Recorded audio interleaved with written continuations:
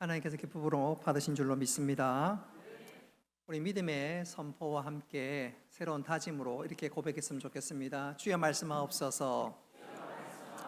종이 듣겠나이다. 주여 말씀하옵소서. 종이 듣겠나이다. 오늘 이 말씀이 우리 삶의 큰 은혜와 도전과 우리 영적 원동력이 될 수 있기를 주님의 이름으로 축복합니다. 오늘 신앙의 경주는 함께 달리기란 제목으로 말씀을 전하도록 하겠습니다. 지난주 설교 제목을 혹시 기억하시나요? 지난주 설교 제목을 기억하십니까? 신앙의 경주는 마라톤과 같다, 그렇게 말씀을 드렸습니다. 오늘 역시 비슷한 맥락의 말씀인데 한번 따라 합시다. 신앙의 경주는 함께 달리기입니다. 신앙의 경주는 함께 달리기입니다. 오늘 이 말씀이 설교 마치고 또 예배 마치고 돌아갈 때 우리 가슴에 새겨질 수 있기를 바랍니다. 전문가들의 말에 의하면 운동 종목 가운데 가장 힘든 경기를 꼽으라면 마라톤이다, 그런 말을 주저없이 하게 됩니다. 그도 그럴 것이 이 2시간 넘도록 쉬지 않고 달리고 또 달리기 때문에 그렇습니다. 이 마라톤 경기는 육체의 한계를 넘어서는 운동일 뿐만 아니라 한 걸음 더 나아가 우리의 정신적인 한계 역시 뛰어넘는 운동이기도 합니다. 그도 그럴 것이 마라톤을 2시간 넘도록 계속 달리면 42.195를 향해서 달리면 얼마나 체력적으로 힘든지 달리는 도중에 육체적인 한계를 느끼게 됩니다. 소위 사점이라 그래서 데드 포인트를 느끼게 됩니다. 그야말로 숨이 넘어갈 것 같은 죽음의 문턱에 이르는 경험을 한다고 합니다. 그러면 진짜 이렇게 뛰다가 내 심장이 터지는 것 아닌가? 내가 지금 내 한계를 넘어서는 것 아닌가? 진짜 이러다가 위험할 수 있는 것 아닌가? 그러면서 정신적인 한계에 이른다고 합니다. 그래서 마라톤을 경기를 가르쳐서 단순히 육체적 한계만이 아니라 그것을 뛰어넘는 정신적인 싸움이라고 이야기를 합니다. 이 이야기는 몇몇의 이야기가 아니라 실제적으로 우리가 좋아하고 또 존경하는 대표적인 사람, 1936년 베를린 마라톤 올림픽 우승자 손기정 선생님도 똑같은 말을 한 적이 있습니다. 과거나 지금이나 똑같다, 그 말이죠. 그분이 이런 말을 했습니다. 마라톤과 관련해서 인간의 몸이 할 수 있는 일은 어느 정도까지일 뿐이다. 그 다음은 마음과 정신의 영역이다. 마라톤 코스를 풀 완주하는 것은 단순히 육체적인 에너지, 힘만이 아니라 더 중요한 것은 정신력이고 마음가짐이 얼마나 중요한 것인지 그의 말로 그것을 잘 표현하고 설명하고 있습니다. 그래서일까요? 마라톤의 묘미 중에 하나는 육체적 한계와 더불어 정신적 한계를 뛰어넘는 것, 바로 그것입니다. 그래서 마라톤을 완주를 하는 사람을 향해서 격려하고 또 그 가운데 1등 하는 사람에게는 온갖 환호를 그리고 온갖 응원을 하는 것이 바로 그런 이유 중에 하나가 아니겠습니까? 여러분, 이 마라톤 경기는 육체적으로 정신적으로 굉장히 힘든 종목이기는 하지만 이것보다 더 힘든 인생의 삶의 달리기가 있는데 그것은 바로 한번 따라 합시다. 인생의 달리기입니다. 인생의 달리기는 사실 마라톤과 비교할 수 없는 어려움과 힘든 달리기입니다. 고 손기정 선생님께서 이런 말을 한 적이 있습니다. 인생은 반환점이 없는 마라톤이다. 한번 따라 합시다. 인생은 반환점이 없는 마라톤이다. 그의 표현을 빌자면 마라톤은 반환점도 있고 내가 이 정도 달리면 되겠고 이런 페이스로 달리면 되겠지 짐작이라도 할 수 있지만 인생은 그렇지 않다는 것입니다. 인생은 반환점도 없고 계속 달리는 것이다. 그래서 그의 말을 빌자면 어쩌면 마라톤은 인생에 달리기보다 쉬운 것일 수 있다. 그가 그렇게 이야기를 했습니다. 그런데 이렇게 힘든 인생의 경주보다 더 힘든 경주가 하나 있는데 그것은 바로 한번 따라합시다. 신앙의 경주입니다. 신앙의 경주입니다. 적어도 히브리서가 기록되고 이 히브리서를 처음 받는 수신자, 당시 로마에 있는 성도들은 진짜 신앙의 경주가 모든 경주 가운데, 달리기 가운데 가장 힘든 것이라고 고백할 수밖에 없는 상황이었습니다. 그도 그럴 것이 이 당시 로마에서 내가 예수 믿는다, 내가 기독교인이다 그렇게 고백하거나 또 그 사실이 발각되면 자신의 재산을 비롯한 모든 것을 잃어버리고 쫓겨날 수가 있습니다. 그런 가운데 심지어 목숨을 잃어버리는 상황, 순간이 생길 수도 있습니다.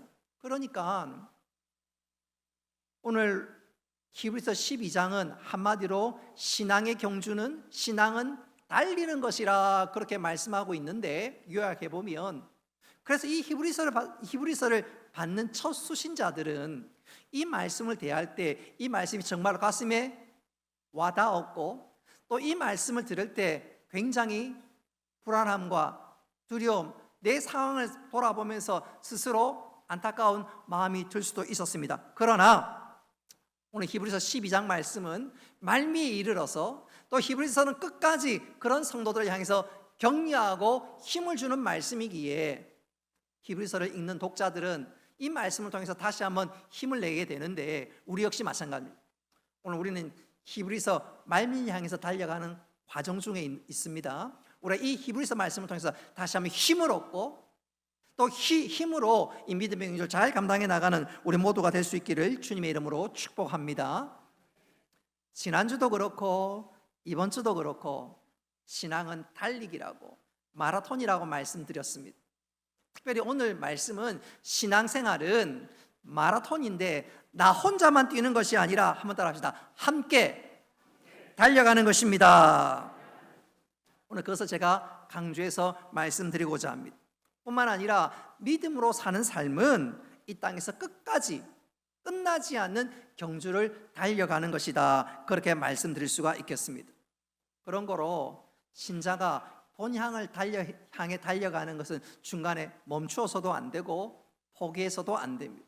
마지막 골인 지점을 향해서 달리고 또 달려가야 합니다. 물론 그 가운데 얼마나 힘든 순간순간이 우리에게 다가올지도 모릅니다. 그래서 오늘 히브리서 11장, 12장을 읽어보면 우리가 신앙생활 중간에 포기하고 싶을 때 우리 주위에 신앙의 선배들이 박수치면서 응원을 하고 있습니다. 여보시오, 나의 신앙의 달리기는 당신만큼 힘이 들었지만 그래도 저는 믿음의 주여 온전케 하신 주님 끝까지 바라보고 달렸습니다. 그리고 달린 결과 주님께 나에게 믿음의 면류관, 승리의 면류관을 허락해 주셨습니다. 자, 다시 한번 힘을 내시오. 신앙의 선배들이 계속해서 우리를 격려합니다. 우리가 성경을 대할 때마다 우리의 믿음의 선배들이 하나같이 우리에게 얼마나 격려하는지 몰라요. 아브라함이 그렇고 노아가 그렇고 요셉이 그렇고 베드로가 그렇고 등등해서 믿음의 선배들이 우리를 향해서 얼마나 격려하는지 모릅니다. 더 중요한 것은 신앙의 꼬린 지점에 우리 주님께서 우리를 위해서 상을 들고 우리를 예비하고 우리를 기다리고 있음을 믿으시기를 바랍니다. 그래서 우리는 달리는 동안 뿐만 아니라 마지막 꼬린 지점을 향해 달려갈 수 있어야 되겠습니다. 오늘 읽은 말씀은 자, 우리가 신앙의 경주를 하는 동안 신앙의 경주자들의 특징은 무엇이 되어야 하며 뿐만 아니라 그 신앙의 경주자들이 해야 할 일이 무엇인지 오늘 읽은 말씀은 이 두 가지를 우리에게 강조해서 말씀하고 있는데 오늘 저 역시 이 두 가지를 여러분들에게 전하면서 우리 달려갈 모든 신앙의 경주 잘 감당하는 우리 모두가 될 수 있기를 주님의 이름으로 축복합니다. 먼저 신앙의 경주자의 특징이 무엇인지를 우리가 살펴보아야 되겠는데, 신앙의 경주자의 특징 크게 두 가지로 생각해 볼 수가 있습니다. 첫째는 한번 따라합시다. 함께 달리는 사람입니다. 신앙의 경주의 특징은 함께 달리기입니다.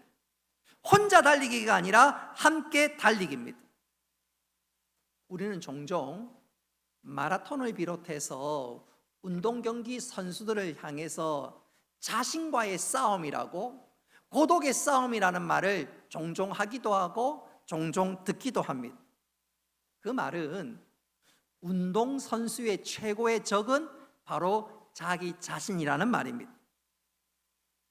운동하는데 이쯤 하면 되지 않겠는가, 적당히 타협하고 때로는 포기하고 낙심하면 그것으로 끝이니까 선수들은 부단히 그런 유혹에서 끊고 다시 한번 자기 자신을 채찍질하면서 달려가야 되는데, 그러니까 운동선수들은 자기에게 최고의 적은 상대방이 아니라 자기 자신이라는 것입니다. 자기 스스로 훈련하고 준비되지 않으면 게임에 나갈 수도 없고 좋은 성적도 거둘 수 없으니까 운동선수들에게 있어서 최고의 적은 바로 자기 자신입니다. 그러니까 운동선수들 하면 먼저 떠올리는 것 중에 하나가 고독의 싸움, 자기와의 싸움이라는 생각들을 우리가 종종 하게 되는데, 신앙생활은 그게 아닙니다. 신앙생활은 혼자 달리는 것이 아니라, 한번 따라합시다. 함께 달리는 것입니다.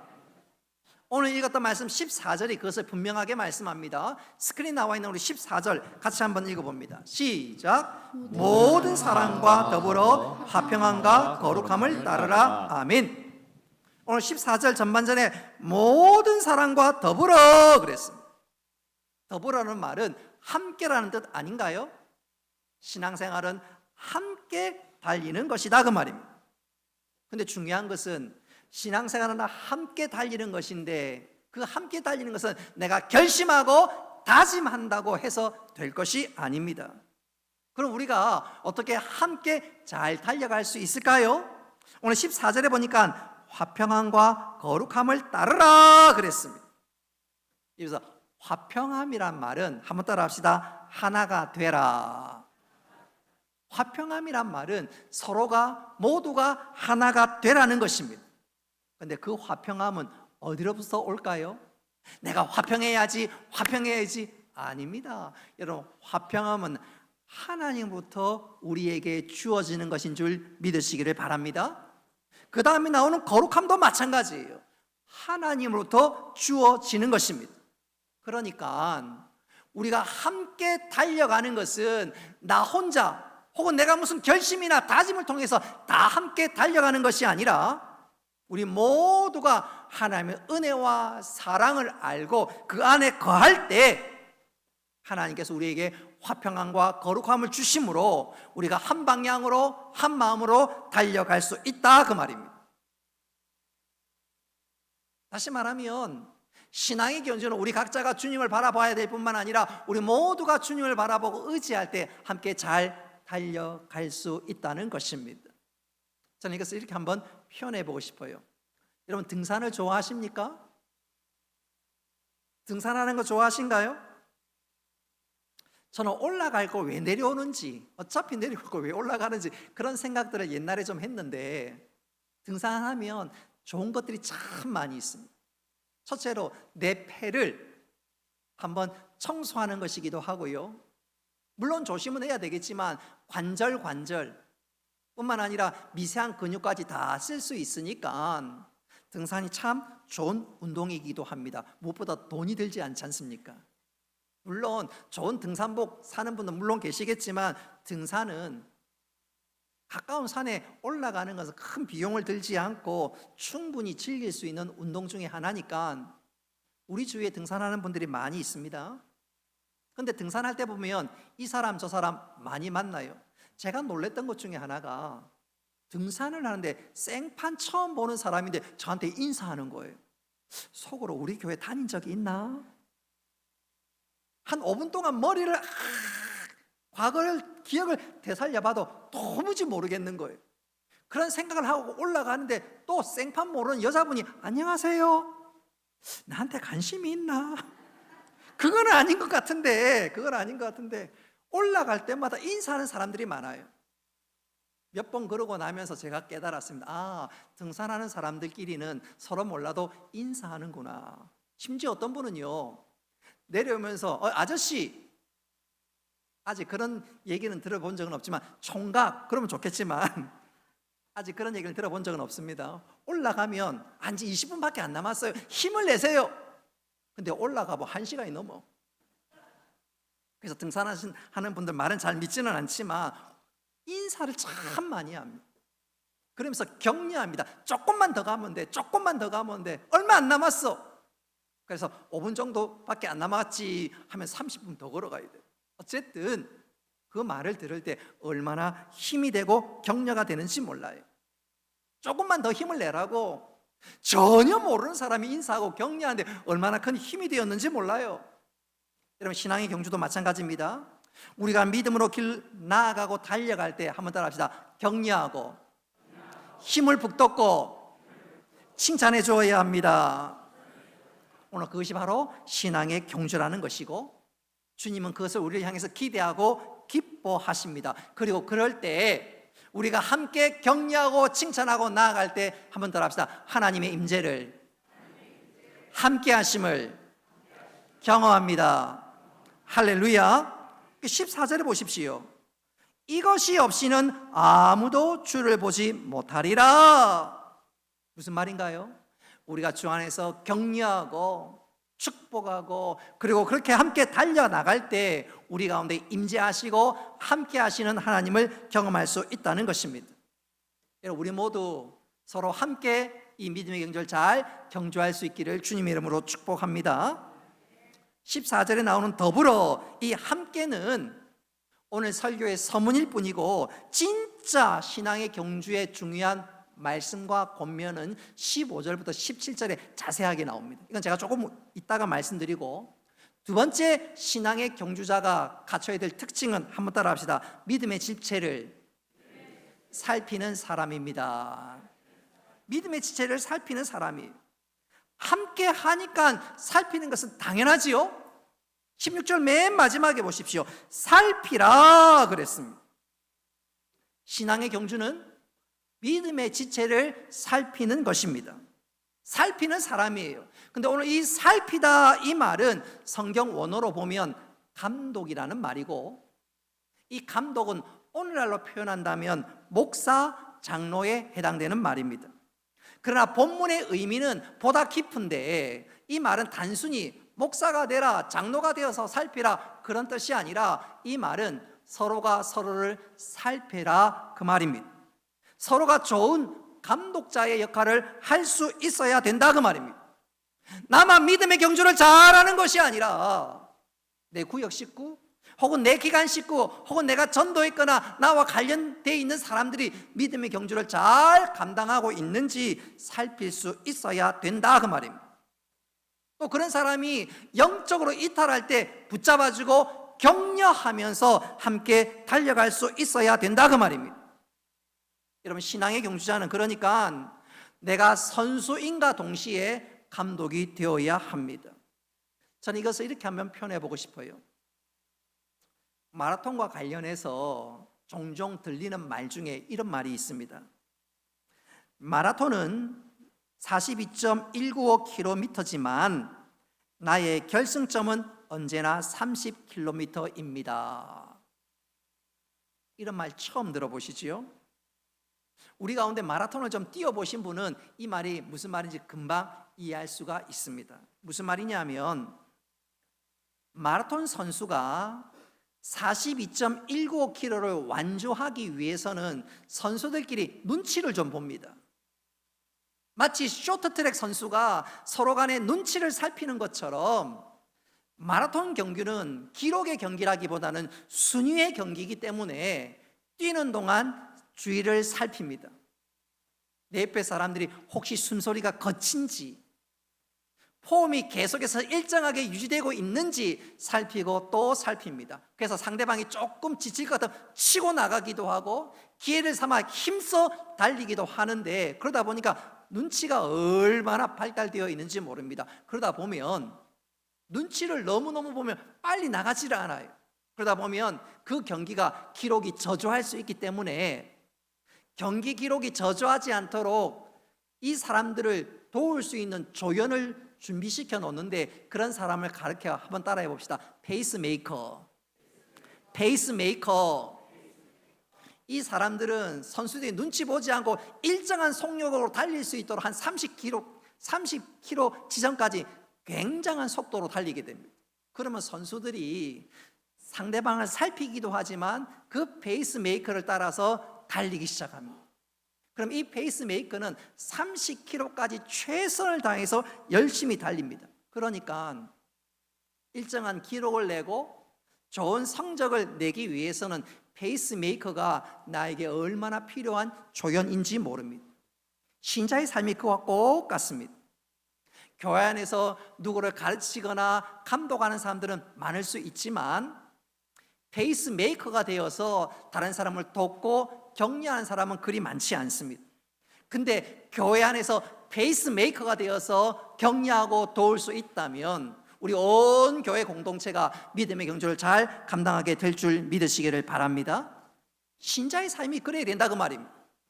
나도 믿음의 경주를 잘 감당해야 되지만 옆 사람 역시 잘 달릴 수 있도록, 잘 경주할 수 있도록 격려하고 본을 보이며 살필 수 있어야 됩니다. 그러니까 한번 따라하겠습니다. 나 때문에 옆 사람이 힘을 얻고, 나 때문에 옆 사람이 포기하지 않고, 나 때문에 옆 사람이 더 잘 달리고, 나 때문에 옆 사람이 마침내 골인 지점에 들어가는 것입니다.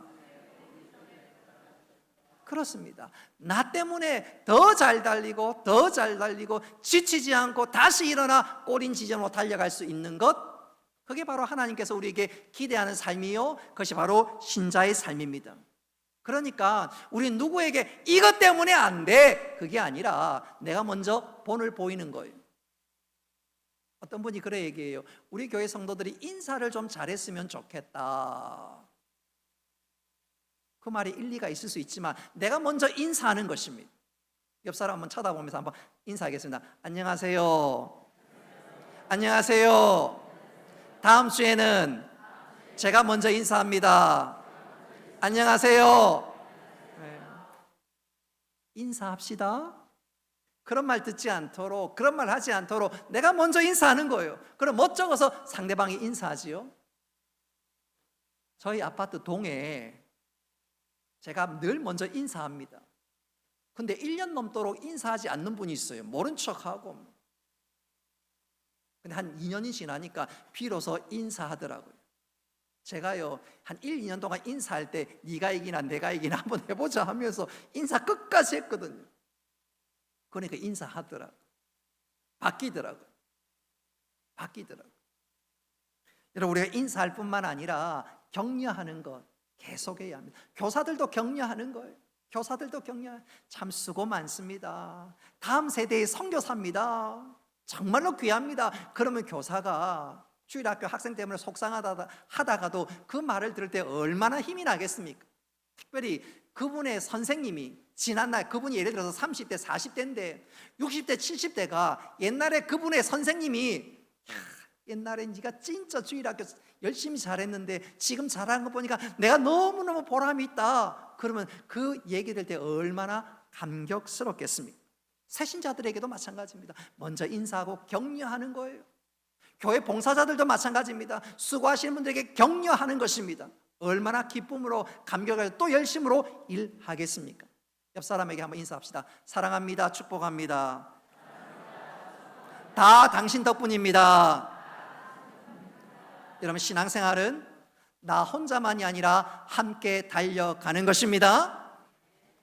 그런 분은 없어야 되겠지요. 예배 시간에 졸면서 다 목사님 덕분입니다. 그러면 안 돼. 그런 인사는 하지 마세요. 그런 인사는 받고 싶지 않아요.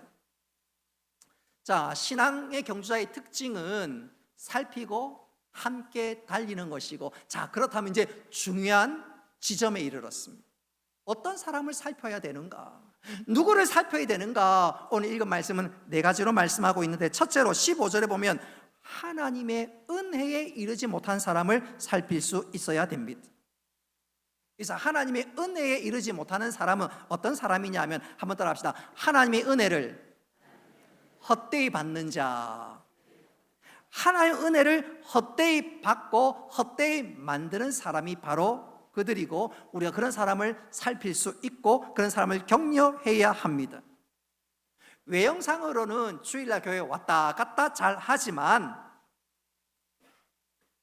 하나님의 은혜 안에 거하지 않고 주일만 겨우 신앙생활하고, 그런 사람이 하나님의 은혜를 헛되게 만든 자입니다. 입술로는 신앙의 고백을 하지만 삶에서는 게으르고 불신앙이고 심지어 남몰래 죄를 짓고 있다면 하나님 주신 은혜를 헛되이 만드는 사람이라고 할 수 있습니다. 그런 사람을 살펴서 하나님의 은혜가 헛되지 않도록 그 은혜에 감사하며 감격하며 나아갈 수 있도록 도울 수 있어야 된다, 그런 말입니다. 그런 측면에서 나는 어떤가요? 또 내 주위에 있는 가까운 사람들은 어떻습니까? 우리는 그런 사람이 없도록 살피고 돕고 격려할 수 있어야 합니다. 할렐루야. 그런 측면에서 우리 한번 인사 한번 합시다. 우리 앞뒤 좌우로 한번 인사합시다. 우분투. 우분투. 이게 무슨 말일까요? 옛날에 한번 말씀드렸지요. 남아공 줄루족의 인사가 우분투입니다. 이 말의 뜻은 네가 있어서 내가 있다. 한번 따라합시다. 네가 있어서 내가 있다. 네가 있어서 내가 있다. 서로 격려하는 말이지요. 격려하는 말이죠. 우린 주위를 돌아보면서 격려하고 은혜를 헛되이 받지 않도록 주의 은혜를 기억하라고 격려하면서 달려갈 수 있다면 그것이 믿음의 삶이요 하나님 기뻐하시는 우리의 모습입니다. 우리가 은혜 헛되이 받는 자 혹 없는지 돌아보면서 격려하고 또 격려해서 다시 한번 이 믿음의 탈선이 아니라 믿음의 선로에 달려와 착지하여 달려갈 수 있도록 우리 모두 격려할 수 있기를 주님의 이름으로 축복합니다. 두 번째로 우리가 살펴야 될 사람은 누구냐? 15절 말씀에 보면 쓴뿌리가 나서 괴롭게 하여 많은 사람이 이로 더럽도록 해를 끼치는 사람입니다. 여기 15절에 보니까 뿌리가 쓴뿌리라고 얘기하는데, 이 말은 뿌리 자체가 쓰다는 말이 아니라 한번 따라합시다. 쓴 열매를 맺는다. 쓴 열매를 맺는다는 말입니다. 이 말은 그냥 우연히 툭 던져놓은 말씀이 아니라 구약을 배경으로 하는 말씀인데, 우리 신명기 29장 18절 19절 말씀 같이 한번 읽어봅니다. 시작. 독초와 쑥 뿌리가 너희 중에 생겨서 이 저주의 말을 듣고도 심중에 스스로 복을 빌어 이르기를 내가 내 마음이 완악하여 젖은 것과 마른 것에 멸망할지라도 내게는 평안이 있으리라 할까 함이라. 아멘. 이게 무슨 말이냐면, 내가 지금 영적으로 안전하지도 않는데 안전하다고 착각하는 거예요. 내 이웃도 내 옆 사람도 지금 영적으로 위기에 처했지만 아이고 나처럼 괜찮을 거야 착각하는 것입니다. 한마디로 영적인 게으름과 영적 방심인데, 그러면 이 영적 방심이 나뿐만 아니라 신앙 공동체를 파멸로 이끌어갈 수 있으니까 영적으로 방심하지 말고 온전히 주님만 바라볼 수 있도록 주의를 돌아보라는 것입니다. 여러분, 영적 방심으로 말미암아 진짜 망할 뻔한 대표적인 사람을 꼽으라면 베드로입니다. 베드로예요. 여러분, 예수님께서 십자가 질 것을 말씀하실 때 베드로가 어떤 말을 하지요? 주님, 그러면 안 됩니다.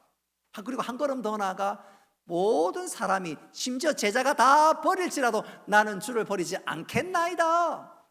얼마나 자신만만하고 득이 만만했는지 모릅니다. 그랬던 그가 결국 주님을 모른다고 3번이나 부인하고 저주까지 했습니다. 한마디로 영적 방심했지요. 제 아들도 마찬가지입니다. 주님께서 마지막 날 겟세마네 동산에서 깨어 기도하라 할 때 그들은 깨어 기도하지 못했습니다.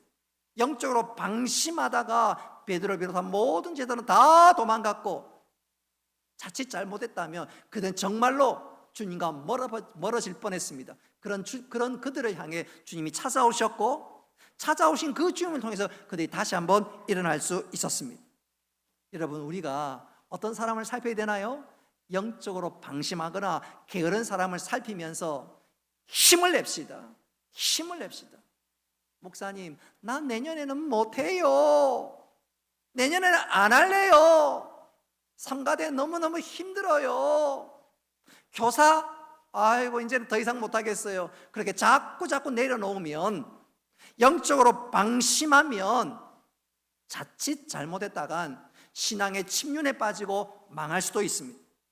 그런 말이 있지요. 축구에서 그런 말이 있습니다. 최선의 공격은 최선의 수비다. 최선의 공격은 최선의 수비다. 여러분, 우리가 믿음의 열심을 내어서 절대로 방심하지 않고 믿음의 경주를 잘 감당할 수 있기를 주님의 이름으로 축복합니다. 세 번째로 우리가 살펴야 될 사람은 음행하는 자입니다. 16절에 보니까 음행하는 자입니다. 히브리서의 첫 수신자들의 상당수가 로마의 시민들이었습니다. 로마에 살고 있었습니다. 당시 로마의 세상 풍조는 그야말로 성적으로 문란하고 음란했습니다. 부인 있는 남자 있는 부인이 여자 노예와 부정을 저지르는 것이 만연했을 뿐만 아니라 심지어 남자가 남자끼리, 여자가 여자끼리 음행하는 일도 일어났습니다. 세상 풍조가 그러다 보니까 그런 풍조에, 그런 물결이 교회에 몰려오기 시작합니다. 그러니까 교회 안에서 그런 일은 안 된다 하지만 아주 사소한 것들은 묵인하는 분위기가 교회 안에 흘러 들어오기 시작했습니다. 만일 그랬다가는 진짜 교회가 넘어질 수 있는 위기요 상황이었습니다. 정신이 바짝 차리고 그래서는 안 된다 막아낼 수 있어야 되는데, 교회 역시 그런 분위기에 휩쓸리기 시작하는 그 시점에 이르렀습니다. 바로 이때 주님은 뭐라고 말씀하시지요? 성경은 뭐라고 말씀하시지요? 음행에 대해서 아니다. 음행을 비롯한 모든 유사한 것들이 바로 하나님 앞에 죄다, 해악이다. 그래서 그런 사람을 돌아보라는 것입니다. 뿐만 아니라 오늘 본문의 음행은 단순히 육적인 음행이 뿐만 아니라 영적인 음행 역시 포함하고 있습니다.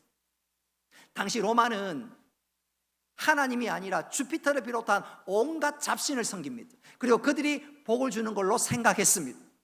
그러니까 여기저기서 이방신에게 예배하고 제사하게 되는데, 내가 장사를 하고 또 그런 사람들과 어울려 먹고 살려면 그런 일에 참여되는 경우들이 종종 있었습니다. 또 유혹을 받습니다. 그러다 보니까 그런 사람을 따라가는 경우들도 있고, 오늘날로 그러면 안 된다 생각하는데 오늘날 성도들도 이런 유혹에 빠집니다. 대표적인 것 중에 하나가 12월 달이 되거나 1월 달이 되거든 잘 가는 데가 한 군데 있지요. 어디지요? 점집. 여러분 혹시 가보셨습니까? 여러분 점 빼는 데 가는 거는 괜찮아요. 점 빼는 데 가는 게, 여기 비비 요양병원에 5,000원 한대요. 하나에 5,000원. 거기 가는 건 게, 점 빼는 건 되지만 점 치는 건 안 돼요. 그 망하는 길입니다. 여러분, 세상 풍조에 휩쓸리고 세상 유혹에 흔들리면 언제든지 망할 수 있는데, 우리는 그런 사람들이 혹 주위에 있는지 돌아볼 뿐만 아니라 나 역시 마음과 믿음의 문을 잘 지켜 이 믿음의 균을 잘 감당할 수 있는 우리 모두가 될 수 있기를 주님의 이름으로 축복합니다. 마지막 네 번째로 우리가 살펴봐야 될 사람은 어떤 사람이냐? 에사와 같이 망령된 사람입니다. 우리 16절 말씀 같이 한번 읽어봅니다. 시작. 혹 한 그릇 음식을 위하여 장자의 명분을 판 망령된 자가 없도록. 아멘. 여러분, 이 에서는 망령된 사람이라고 할 수밖에 없는 것은 그는 영적인 것, 거룩한 것에 별 관심이 없었습니다. 그는 육적인 것에 관심이 많았고 하늘의 것, 영적인 것에 대해서는 별로 존중이 여기지 않는 사람이었습니다. 무엇보다 하나님의 약속을 붙들지 않는 사람이었습니다. 그 결과 에서가 믿음의 여인과 결혼한 것이 아니라 세상의 풍조를 따라 결혼했고, 한 걸음 더 나아가 그는 영적인 것을 소홀히 여기다가 장자의 복을 죽 한 그릇에 팔아먹고 말았습니다. 여러분, 이 다음에 이 장자를 통해서 메시아가 오게 될 것인데 에서는 그것을 쭉 한 그릇에 팔아버리고 말았습니다. 얼마나 망령되고 얼마나 영적으로 어리석은 사람인지 몰라요. 혹 우리 주위에 그런 사람이 있다면 그런 사람을 돌아보아 믿음의 열심을 낼 수 있도록 해야 됩니다. 할렐루야.